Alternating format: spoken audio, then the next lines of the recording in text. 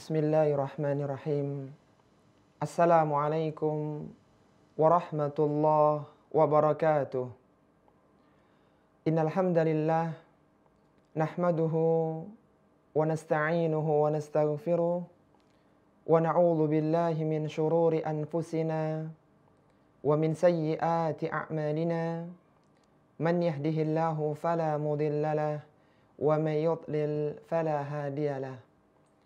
Wa ashhadu an la ilaha illallah wahdahu la syarika lah wa ashhadu anna Muhammadan abduhu wa rasuluhu amma ba'du. Akhwati fillah rahimani wa rahimakunallah. Alhamdulillah, kita senantiasa bersyukur kepada Allah Subhanahu wa taala atas berbagai kenikmatan yang Allah anugerahkan kepada kita. Sehingga pada hari yang sejuk ini kita kembali dipertemukan Allah Subhanahu wa taala di dalam majelis ilmu yang mulia.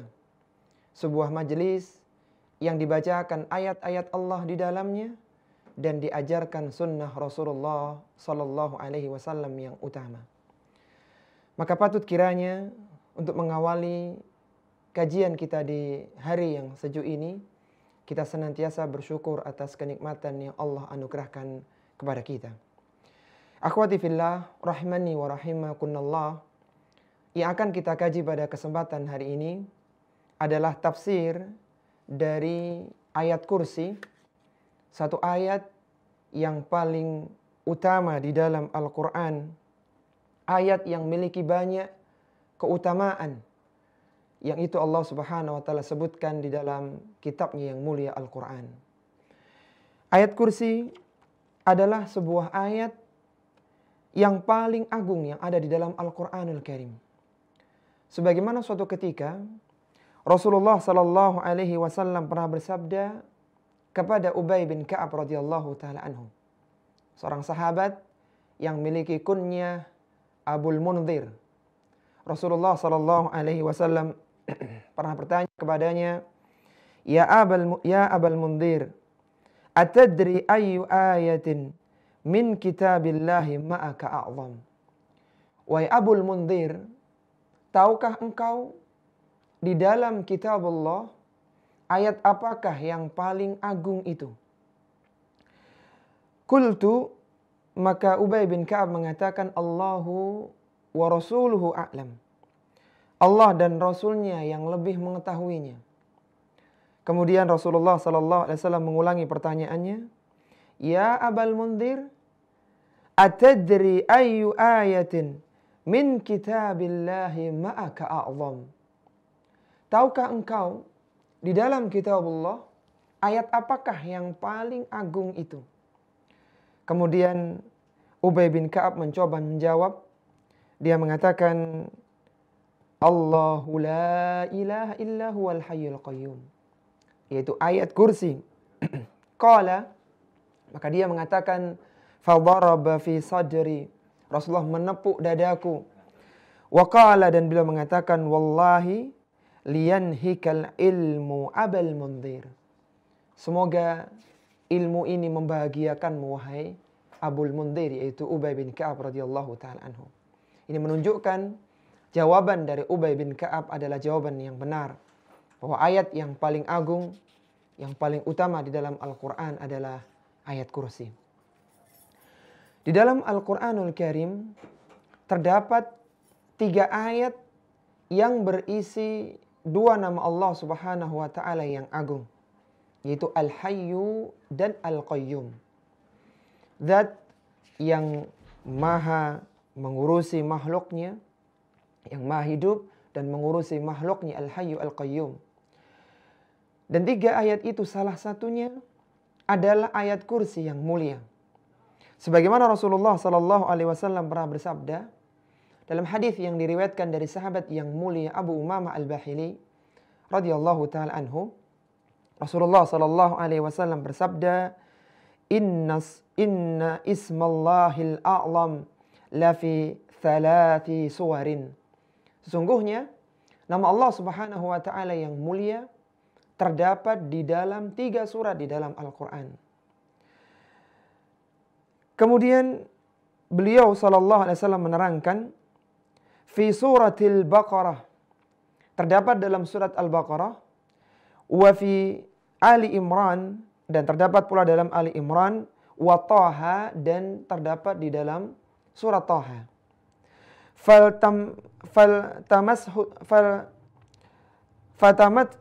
Faltamashu, maka kemudian aku berusaha untuk mencarinya.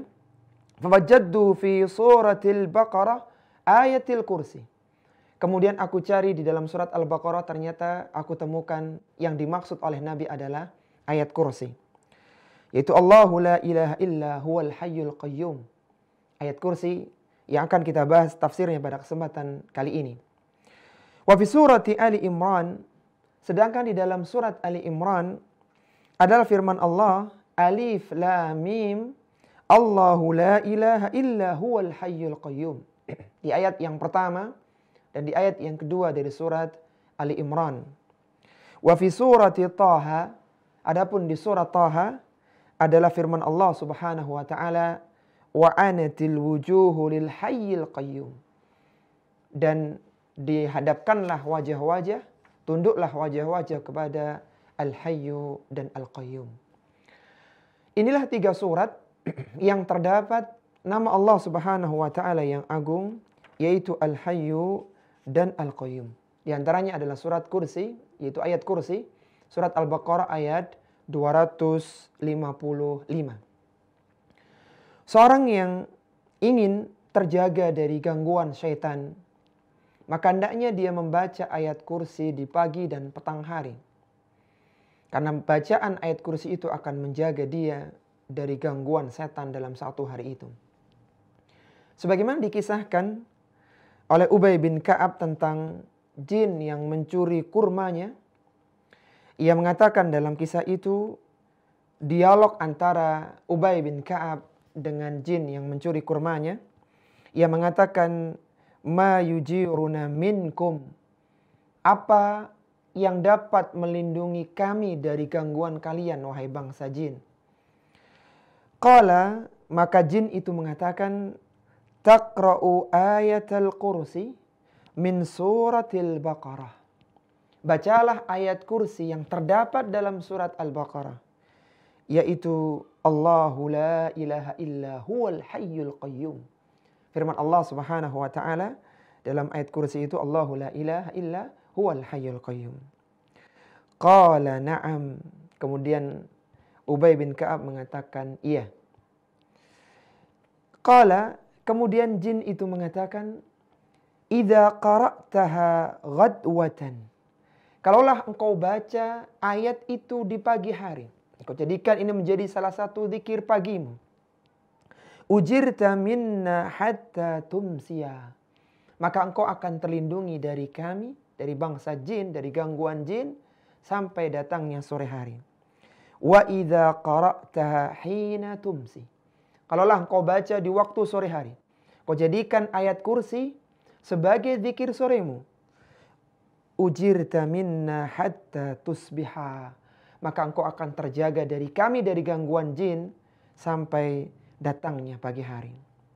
Qala Ubay, maka Ubay menjelaskan dialognya ini kepada Nabi sallallahu alaihi wasallam, faghadautu ila Rasulillah sallallahu alaihi wasallam.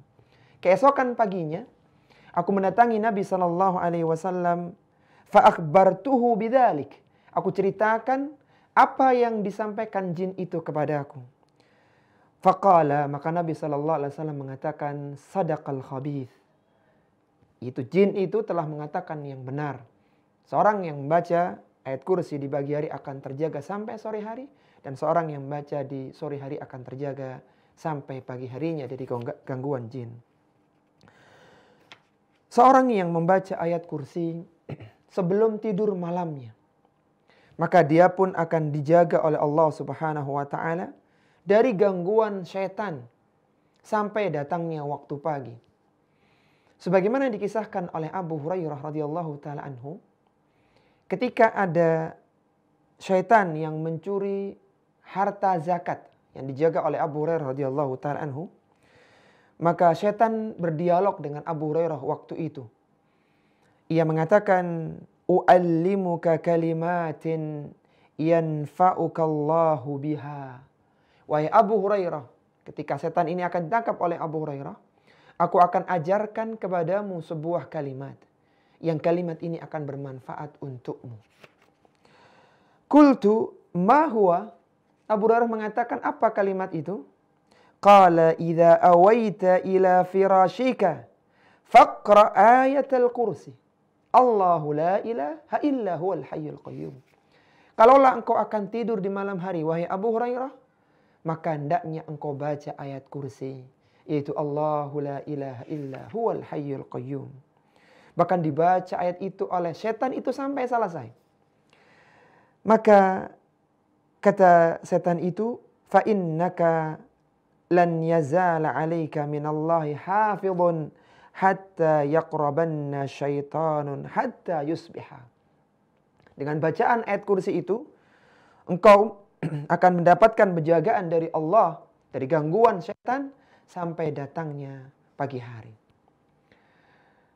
Kemudian keutamaan yang berikutnya dari ayat kursi yang mulia ini, ketika seorang merutinkan membaca ayat kursi setiap selesai sholat fardu, maka tidak ada penghalang antara dia dengan dimasukkan ke dalam surga yang penuh dengan kenikmatan di dalamnya, kecuali hanya kematian saja.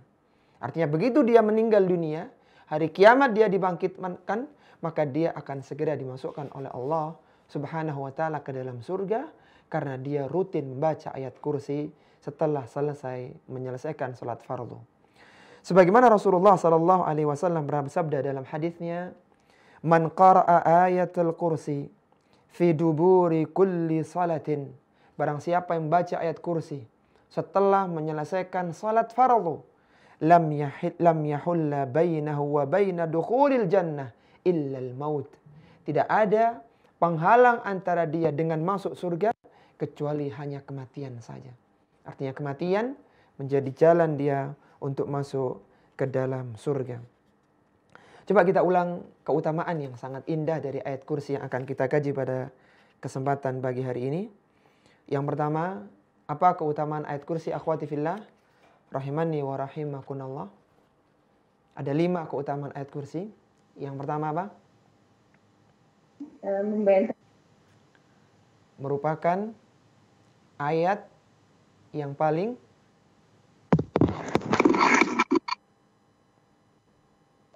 bagaimana? Yang pertama apa?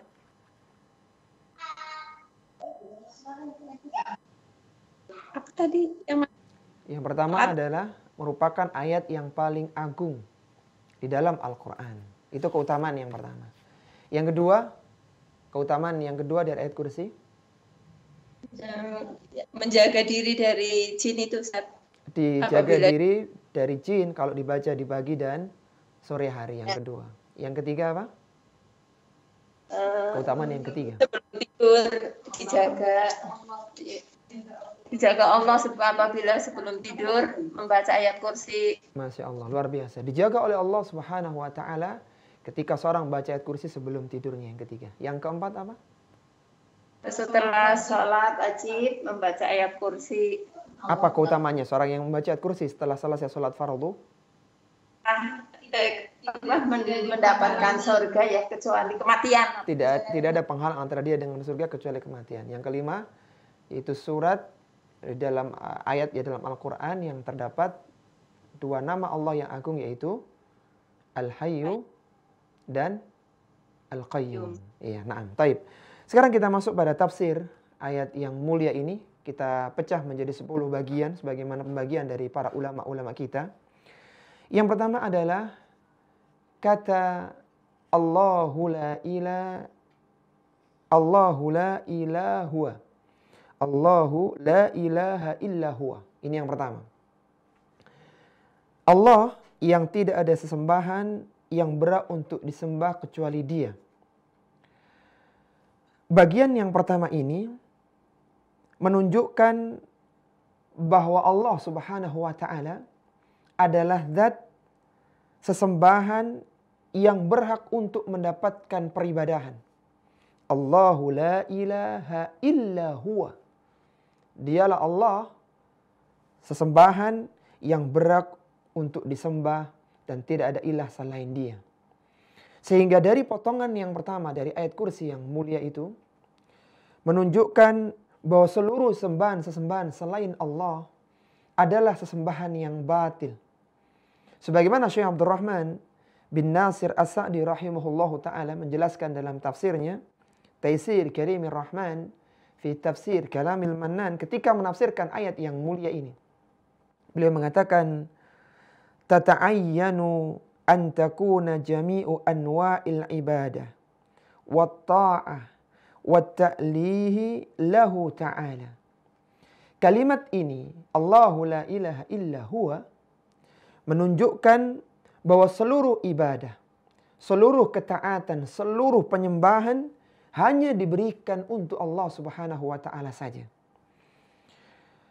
Likamalihi sebagai bentuk kesempurnaan Allah Subhanahu wa taala, wa likamali sifatihi dan kesempurnaan sifatnya, wa azimi ni'amihi dan agungnya nikmat Allah Subhanahu wa taala yang Allah anugerahkan kepada hambanya. Wa likaunihil abdu mustahaqqan an yakuna abdan li rabbih. Karena kenikmatan yang agung, kesempurnaan zat Allah dan sifat-sifatnya yang mulia, maka seorang hamba wajib untuk beribadah kepada Rabbnya, itu Allah Azza wa Jalla. Mumtathalan awamirihi mujtanaban nawahihi, dengan melakukan perintahnya dan menjauhi larangannya. Wa kullu ma siwallahi ta'ala batil. Dan semua sesembahan-sesembahan selain Allah adalah sesembahan yang batil. Kemudian yang kedua, potongan yang kedua dari ayat kursi yang mulia adalah Al-Hayyu dan Al-Qayyum. Yang ini hanya ada di 3 ayat di dalam Al-Quranul Karim.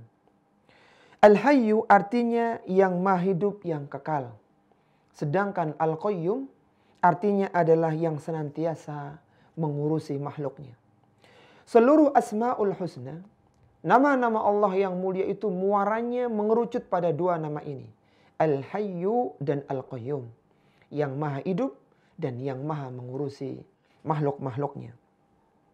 Al-Hayyu artinya zat yang hidup tanpa ada permulaan dan tidak ada masa penghabisannya. Dan ini beda dengan para makhluk yang mereka dihidupkan oleh Allah, ada awalnya dan ada akhirnya. Sedangkan Allah Subhanahu wa taala maha hidup, tidak ada awalnya dan tidak ada penghabisannya. Sedangkan Al-Qayyum adalah zat yang mengurusi dirinya sendiri dan mengurusi para makhluknya yang sangat banyak ini. Sehingga makhluk itu bergantung kepada pengaturan Allah Subhanahu wa taala. Dan Allah tidak butuh dengan makhluk-makhluknya. Allah tidak bergantung dengan makhluknya. Sebagaimana dikatakan oleh Al-Hafidz Ibnu Katsir rahimahullahu taala. Ketika menafsirkan ayat ini beliau mengatakan Al-Hayyul Qayyum. Ay Al-Hayyu fi nafsihi allati la yamutu abadan. Al-Hayyu maksudnya adalah zat yang maha hidup yang tidak akan mati selama-lamanya. Al-Qayyumu li ghairihi. Adapun Al-Qayyum adalah zat yang mengurusi selain dirinya. Fajami'ul mawjudati muqtaqarratun ilaihi. Semua makhluk-makhluk yang ada bergantung butuh kepada Allah Subhanahu wa taala. Wa huwa ghaniyun anha, sedangkan Allah tidak membutuhkan bantuan dari makhluknya. 2 nama ini adalah 2 nama yang mulia yang dimiliki oleh Allah Subhanahu wa taala. Kemudian bagian yang ketiga, akhwati fillah rahimani wa rahimakumullah, adalah la ta'khudhuhu sinatu wa la naum. Firman Allah Subhanahu wa taala bahwa Allah Subhanahu wa taala tidak disentuh rasa kantuk dan juga tidak pula tidur. Di antara kesempurnaan hidup yang ada pada zat Allah Subhanahu wa taala adalah ditiadakannya sifat kantuk dan tidur dari zat Allah Subhanahu wa taala.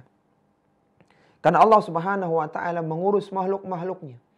Ketika zat yang mengurus itu tidur, maka makhluk yang diatur akan hancur berantakan. Sebagaimana seandainya manusia ini dia menjaga sesuatu yang sedang berjalan kemudian tertidur lelap, maka yang dijaga itu akan berantakan, tidak sesuai dengan pengaturannya. Itu manusia. Adapun Allah Subhanahu wa taala jauh lebih utama. Walillahil matsalul a'la. Sehingga Allah Subhanahu wa taala tidak layak untuk memiliki sifat tidur. Dinafikanlah sifat tidur ini dan dari kantuk ini dari Allah Subhanahu wa taala untuk menunjukkan kesempurnaan zatnya yang mulia. Sebagaimana Rasulullah Sallallahu Alaihi Wasallam pernah menyebutkan, sebagaimana disebutkan dalam hadis dari Abu Musa radhiyallahu taala anhu, yang mengatakan qama fina Rasulullah Sallallahu Alaihi Wasallam bi arba'in. Rasulullah Sallallahu Alaihi Wasallam pernah beritahukan kepada kami tentang 4 kalimat. Apa 4 kalimat itu? Kata Nabi, innallaha la yanamu wa la yanbaghi lahu an yanama. Sesungguhnya Allah Subhanahu wa taala tidak tidur dan tidak layak bagi Allah Subhanahu wa taala untuk memiliki sifat tidur. Ini yang pertama. Kemudian yang kedua, wa yarfa'ul qista wa yahfidhu. Allah lah yang mengangkat mizan, yang mengangkat timbangan dan yang menurunkannya. Wa yarfa'u ilahi amalun nahari bil lail. Yang ketiga, Allah lah yang mengangkat amalan hamba di siang hari, diangkat pada malam harinya. Wa amalil lail bin nahar, dan amalan malam hari diangkat oleh Allah Subhanahu wa taala di siang harinya. Penafian, peniadaan Allah, penadaan sifat Allah Subhanahu wa taala kantuk dan tidur harus diiringi dengan penetapan lawannya. Karena penafian saja ini belum menunjukkan kesempurnaan yang sempurna, tapi diiringi dengan penetapan lawannya. Kita menafikan sifat kantuk dan tidur sebagaimana Allah sebutkan dalam ayat kursi ini, dan kita iringi dengan menetapkan sifat kesempurnaan bagi Allah, yaitu sifat hidup, sifat berdiri sendiri, sifat kekuatan dan kekuasaan yang sempurna. Sehingga kita ketika mohon kepada Allah di tengah malam, kita yakin bahwasanya Allah tidak tidur malam ini. Ketika kita sedang mengeluhkan permasalahan kita di siang hari, maka ingat Allah Subhanahu wa taala senantiasa mengurusi urusan makhluknya. Dan kita memiliki Rabb yang sangat mulia, yang sangat luar biasa keagungannya. Kemudian yang berikutnya, akhwati fillah rahimani wa rahimakunallah, adalah potongan dari ayat kursi, lahu ma fis samawati wa ma fil ardi. Miliknya apa yang ada di langit dan apa yang ada di bumi. Semua yang ada di langit, para malaikat, langit yang 7 lapis, dan apa yang ada di bumi dengan 7 lapisannya beserta makhluk-makhluk yang ada di dalamnya. Semuanya milik Allah Subhanahu wa taala. Tidak ada yang keluar dari pengaturan Allah Subhanahu wa taala. Sehingga sebagai seorang makhluk, kita hendaknya senantiasa memberikan ibadah hanya kepada Allah Subhanahu wa taala. Kemudian yang berikutnya, akhwati fillah rahimani wa rahimakunallah, itu potongan man dzalladzi yashfa'u indahu illa biizni. Tidak ada yang bisa memberikan syafaat pada hari kiamat kecuali dengan izinnya. Syafaat adalah seorang menjadi perantara untuk orang lain, untuk tujuan mendatangkan manfaat atau menolak madarat. Syafaat ini akan terjadi pada hari kiamat. Dan syafaat itu di antara manfaatnya bisa menjadikan seorang hamba keluar dari neraka, bisa menjadikan seorang hamba yang di neraka diringankan siksanya, dan bisa memasukkan hamba ke dalam surga. Bahkan bisa meninggikan derajat seorang hamba di surga melalui syafaat itu. Syafaat di dalam Islam terbagi menjadi 2. Ada syafaat yang ditetapkan dan ada syafaat yang dinafikan. Syafaat yang ditetapkan adalah syafaat yang diberikan dari orang yang berhak memberikan syafaat, diberikan kepada ahlut tauhid, orang-orang yang tidak menyekutukan Allah Subhanahu wa taala. Dan proses pemberian syafaat itu diizinkan oleh Allah Subhanahu wa taala. Ini syafaat yang ditetapkan. Adapun yang kedua, ada syafaat yang dinafikan. Itu syafaat yang tidak diberikan oleh orang yang berhak memberikan syafaat. Dan atau syafaat yang diberikan kepada orang yang tidak layak untuk mendapatkan syafaat, yaitu orang-orang pelaku kesyirikan. Atau proses itu tidak diizinkan oleh Allah Subhanahu wa taala. Sehingga tidak ada syafaat bagi orang-orang yang musyrik, yang menyekutukan Allah Subhanahu wa taala. Dan syafaat ini akan terjadi kelak pada hari kiamat. Di antara yang bisa memberikan syafaat adalah Rasulullah sallallahu alaihi wasallam, kemudian para malaikat, orang-orang salih, orang tua yang anaknya meninggal dunia sebelum balik dan belum diakikohi, dan juga yang lainnya.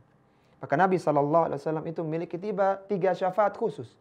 Yang pertama syafaat untuk mengetuk pintu surga. Ini syafaat yang khusus untuk Nabi SAW. Yang kedua, syafaat Rasulullah SAW untuk menyegerakan hisab, yang disebut dengan syafaatul uzma. Dan yang ketiga adalah syafaat Nabi khusus untuk pamannya Abu Thalib, yang dengan syafaat Nabi, Abu Thalib itu mendapatkan siksaan yang ringan di neraka, yaitu kedua kakinya menggunakan sandal yang menjadikan mendidih otaknya, wal iyadzubillah. Tapi kita ulang dulu tentang syafaat ini para akhwat rahimani wa rahimakunallah. Syafaat terbagi berapa tadi? Pada hari kiamat kelak? Dua, Ustaz. Terbagi dua. Yang pertama apa? Yang ditetapkan, dan yang kedua? Yang dinafikan. Barakallahu fikunna. Rasulullah SAW itu memiliki 3 syafaat khusus yang tidak dimiliki oleh yang lainnya. Apa tadi yang pertama? Meminta hisab. Meminta menyediakan hisab. Yang disebut dengan apa? Yang disebut dengan syafaat apa? Syafaatul uzma. Syafaat yang agung untuk menyegerakan hisab pada hari kiamat. Kemudian yang kedua apa? Buka surga. Untuk mengetuk pintu surga. Surga tidak akan terbuka pintu-pintunya kecuali setelah diketuk oleh Nabi SAW yang mulia. Yang ketiga apa? Untuk meminta pamannya Abu Thalib diringan. Masya Allah, luar biasa. Yang ketiga adalah syafaat Nabi khusus untuk Abu Thalib. Yaitu dengan syafaat ini Abu Thalib diringankan siksanya di dalam neraka. Taib, kemudian kita lanjutkan. Yang berikutnya adalah faidah yang terambil dari potongan ayat ya'lamu ma baina aydihim wa ma khalfahum. Dialah Allah Subhanahu wa taala yang mengetahui apa yang ada di hadapan mereka dan apa yang ada di belakang mereka. Ini menunjukkan bahwa ilmu Allah Subhanahu wa taala, pengetahuan Allah Subhanahu wa taala meliputi seluruh makhluknya. Allah tahu bahwa di hari ini, hari Selasa tahun 2019 di bulan Oktober ini akan ada kajian Ummahat antara Indonesia dengan Australia. Bahkan jauh-jauh sebelumnya Allah tahu siapa saja yang akan hadir, siapa yang akan ikut dalam pengajian itu, semuanya Allah tahu. Demikian pula yang lainnya, tidak ada yang terlepas dari pengetahuan Allah Subhanahu wa taala. Sebagaimana Al-Hafidz Ibnu Katsir rahimahullah taala mengatakan tentang ayat yang mulia ini, potongan ayat yang mulia ini, beliau mengatakan dalilun ala ihatati ilmihi bijami'il kainah.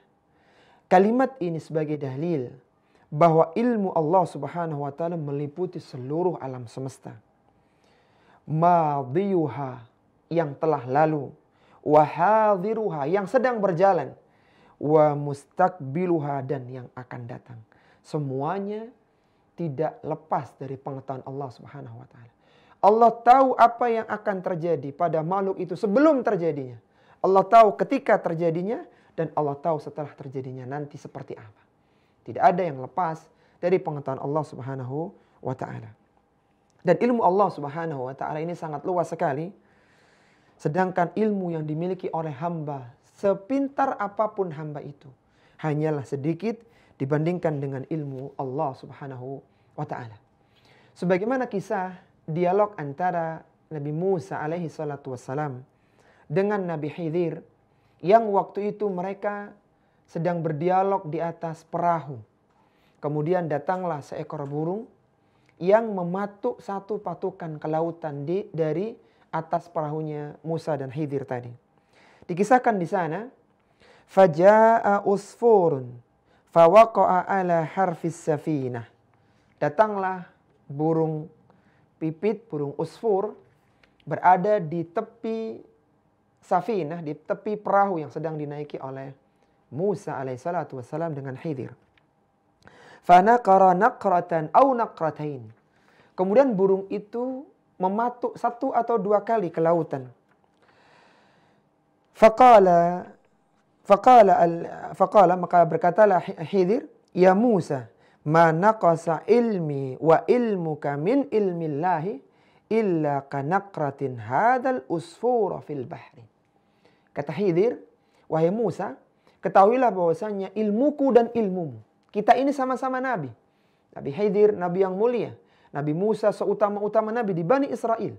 Ilmuku dan ilmumu ini dibandingkan dengan ilmu Allah Subhanahu wa taala hanyalah seperti patukan dari burung itu ke lautan ini. Sedikit sekali dibandingkan dengan ilmu Allah. Kalaulah ilmunya para nabi seperti itu dibandingkan dengan luasnya ilmu Allah, artinya ibarat ilmu Allah itu lautan yang tidak bertepi, sedangkan ilmunya para nabi hanyalah patukan burung tadi 1 atau 2 kali patukannya, maka bagaimana ilmu manusia selain para nabi dan rasul? Maka tidak ada yang patut kita sombongkan dari ilmu kita, karena semua pemberian dari Allah, dan yang kita ketahui hanyalah sedikit dibandingkan dengan luasnya ilmu Allah Subhanahu wa taala. Kemudian yang berikutnya adalah potongan ayat wala yuhituna bisyai'in min ilmihi illa bima syaa. Dan mereka tidak mengetahui sesuatu pun dari ilmunya melainkan yang dikehendakinya. Tidak ada seorang pun yang mengetahui ilmu Allah. Tidak ada seorang pun yang mengetahui perkara-perkara gaib, perkara yang akan datang, yang tidak tampak dalam kasat mata, kecuali hanya Allah Subhanahu wa taala dan orang-orang yang diberitahu oleh Allah Subhanahu wa taala. Misalnya para nabi dan rasul, misalnya berita gaib yang disebutkan dalam Al-Qur'an. Maka semuanya adalah ilmu yang asalnya tidak diketahui oleh manusia, tapi diberitahukan oleh Allah Subhanahu wa taala kepada sebagian hambanya. Kita tidak tahu bahwasanya kiamat nanti terjadi pada hari Jumat kecuali setelah diberitahu oleh Nabi. Dan Nabi mendapatkan wahyu dari Allah. Ilmu tentang kejadian kiamat hari Jumat adalah salah satu ilmu Allah yang diberitahukan kepada para hambanya. Dan demikian yang lainnya yang diturunkan oleh Allah melalui wahyu kepada para nabi dan rasulnya. Kemudian yang berikutnya para akhwat rahimani wa rahimakunallah adalah potongan ayat wasi'a kursiyyuhus samawati wal ard. Kursi Allah itu luasnya seluas langit dan bumi. Kursi dikatakan oleh Abdullah bin Abbas radhiyallahu taala anhuma adalah maudhi'ul qadamain. Adalah tempat 2 telapak kaki Allah Subhanahu wa taala yang mulia. Dan kursi ini berbeda dengan arsy. Kursi dengan arsy berbeda. Sebagaimana disebutkan dalam banyak nas dalil ya, bahwasannya langit yang 7 lapis ini, di atasnya itu ada air. Di atas langit yang 7 lapis itu ada air, dan kita sekarang berada di bumi lapisan pertama, ada langit pertama, langit kedua sampai 7 lapisannya. Di atas sana itu ada air, dan di atasnya lagi ada malaikat hamalatul arsy. Malaikat pemikul arsy Allah Subhanahu wa taala yang mulia. Yang jarak antara pundaknya dengan cuping telinganya adalah perjalanan 700 tahun. Besarnya malaikat pemikul arsy Allah Subhanahu wa taala. Dan malaikat pemikul arsy Allah itu pada hari kiamat jumlahnya adalah 8 malaikat. Sebagaimana yang Allah firmankan dalam surat Al-Haqqah, Allah berfirman dalam surat Al-Haqqah itu disebutkan di sana wal malaku ala arja'iha wa yahmilu arsya rabbika fawqahum yawma idzin thamaniyah. Kata Allah Subhanahu wa taala, dan malaikat berada di penjuru-penjuru langit, dan yang memikul arsy Rabbmu pada hari itu, pada hari kiamat, thamaniyatun, adalah 8 orang malaikat. Arsy itu sangat besar sekali, dan di hadapan arsy ada kursi yang sebagai maudhi'ul qadamain tadi. Sebagai tempat telapak kaki Allah Subhanahu wa taala yang maha mulia, yang tidak sama dengan makhluknya. Sehingga berbeda antara arsy dengan kursi. Arsy sendiri dan kursi sendiri. Sebagaimana kata Al-Hafidz Ibnu Katsir rahimahullahu taala, beliau menegaskan bahwasanya arsy beda dengan kursi. Kata Ibnu Katsir, was-sahihu annal kursiyya ghairal arsy. Dan pendapat yang benar bahwasanya arsy berbeda dengan kursi. Wal arsyu akbaru minhu. Arsy Allah Subhanahu wa taala itu jauh lebih besar daripada kursi. Kama dallat ala dzalikal athar wal akhbar, sebagaimana yang disebutkan dalam athar maupun hadis-hadis Nabi sallallahu alaihi wasallam. Perbandingan antara langit yang 7 lapis dengan kursi, kalau dibandingkan ya, maka langit yang 7 lapis hanyalah seperti cincin. Sedangkan kursi seperti padang pasir yang sangat luas. Jadi kursi sangat besar sekali. Sebagaimana Rasul sallallahu alaihi wasallam mengabarkan kepada kita, "Mas-samawatu sab'u fil kursi." Perbandingan antara langit yang 7 lapis dengan kursi Allah Subhanahu wa taala, illa kahalqatin bi ardin fallatin. Kecuali hanya seperti sebongkah cincin yang berada di padang pasir yang sangat luas. Padang pasir itu adalah kursi, sedangkan cincin itu adalah langit yang 7 lapis yang kita tinggal di salah satu buminya. Kemudian wa fadlul arsy 'alal kursi ka fadlil fallati 'ala tilkal halqah. Adapun perbandingan antara kursi yang dibandingkan oleh Nabi seperti padang pasir tadi, kalau dibandingkan dengan arsy, maka arsy seperti padang pasir dan kursi itu hanya seperti sebongkah cincin yang berada di tengah-tengah padang pasir. Maka ini menunjukkan arsy Allah Subhanahu wa taala adalah makhluk yang paling besar. Sehingga ijma' para ulama, makhluk Allah yang terbesar adalah arsy Allah Subhanahu wa taala. Ar-Rahmanu 'alal arsy istawa, dan Allah Subhanahu wa taala beristiwa di atas arsy-Nya. Jadi kursi berbeda dengan arsy, dan kursi Allah Subhanahu wa taala besarnya meliputi langit dan bumi. Kemudian firman Allah Subhanahu wa taala, ya'uduhu hifdhuhuma. Meskipun Allah memiliki makhluk-makhluk yang besar dan yang sangat banyak, Allah Subhanahu wa taala tidak merasa berat dalam melihara keduanya. Tidak ada kesulitan bagi Allah mengatur semuanya. Karena kalau tidak diatur, maka dunia ini akan berantakan. Matahari akan terbit kesiangan. Bulan akan keluar lebih awal.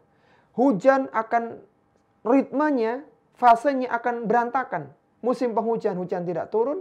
Demikian sebaliknya. Semuanya akan kacau dunia ini. Diatur oleh Allah Subhanahu wa taala sedemikian rupa. Dan Allah Subhanahu wa taala tidak merasa keberatan dengan pengaturan makhluk-makhluknya. Ya'udu hifdhuhuma. Allah tidak merasa berat untuk memelihara keduanya. Kata Al-Hafidz Ibnu Katsir rahimahullahu taala, beliau mengatakan la yathkuluhu wa la yakthuru. Hifdhus samawati wal ardi. Allah tidak merasa berat, tidak merasa kesulitan dalam menjaga langit dan bumi. Wa man fihima, dan apa saja yang ada di antara keduanya. Wa man bainahuma, dan apa di antara yang ada berada di antara keduanya. Bal dzalika sahlun alaihi yasirun ladaihi. Bagi Allah Subhanahu wa taala mengatur langit dan bumi yang ada di antara keduanya adalah perkara yang mudah dan gampang bagi Allah Subhanahu wa taala. Kemudian yang terakhir, akhwati fillah rahimani wa rahimakumullah, adalah firman Allah, wa huwal aliyyul azim, dan Allah Subhanahu wa taala zat yang maha tinggi lagi maha agung. Al-alim, al-ali adalah zat yang maha tinggi yang tidak bisa dikalahkan. Kemudian al-azim adalah zat yang maha agung, yang memiliki keagungan, dan segala sesuatu yang ada di bawahnya itu di bawah keagungan Allah Subhanahu wa taala, yang tidak ada sesuatu pun yang lebih agung dari zat Allah Subhanahu wa taala yang mulia. Ini para akhwat rahimani wa rahimakumullah tentang ayat kursi yang mulia. Semoga dengan mendalami, mentelaah kandungan isinya, memotivasi kita untuk senantiasa merutinkan membaca ayat kursi setiap pagi dan petang, membiasakan kita untuk membaca ayat kursi sebelum kita tidur di malam hari, dan membiasakan kita untuk membaca ayat kursi, menjadikan kita terbiasa membaca ayat kursi untuk menutup salat fardu kita. Selesai melakukan salat fardu kita, kita terbiasa untuk membaca ayat kursi yang mulia. Semoga yang sedikit ini bermanfaat. Kalau ada hal yang ingin disampaikan, dipersilahkan. Wassallallahu ala nabiyyina Muhammadin wa ala alihi wa sahbihi wasallam.